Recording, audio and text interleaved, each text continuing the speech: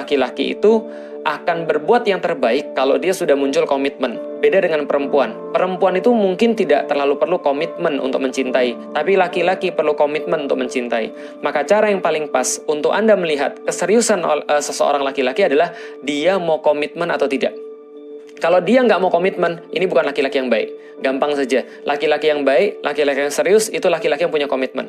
Kapan mau nikah dengan saya? Tanggal ini, bulan ini, insya Allah. Kalau semua sesuai dengan apa yang kita sudah rencanakan, insya Allah di bulan ini, insya Allah di tanggal ini, engkau menjadi milik saya sah insya Allah. Saya ambil daripada bapakmu dengan cara yang sah.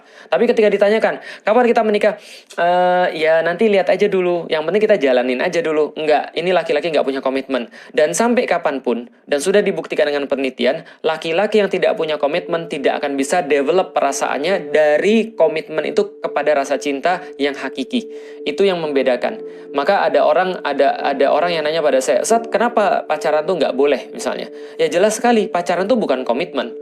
Pacaran tuh nggak ada komitmen sama sekali. Bisa jadi hari ini nyambung, bisa jadi besok putus. Dan itu bisa jadi seenak-enaknya dari salah satu pihak daripada keduanya. Saya bahasakan kayak orang pergi ke satu tempat, lantas dia mampir ke rest area. Mampir ke rest area, numpang makan, numpang ke toilet, lalu kemudian dia bisa pergi kapanpun yang dia suka. Karena itu nggak ada komitmen di situ. Nah, pertanyaannya, perempuan mau nggak jadi rest areanya? Mau serius atau mau main-main? Kalau mau serius itu adalah nikah. Kalau mau main-main ya pacaran. Nah, yang cewek-cewek mau diseriusin atau mau dimainin?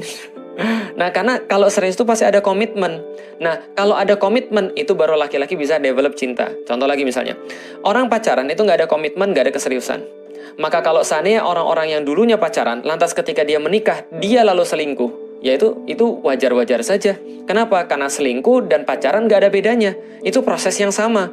Sama-sama bukan mahram, sama-sama satu hubungan yang tidak ada statusnya, sama-sama satu hubungan yang nggak ada komitmennya, sama-sama satu hubungan yang nggak halal, ya nggak? Sama-sama satu hubungan yang diem-diem.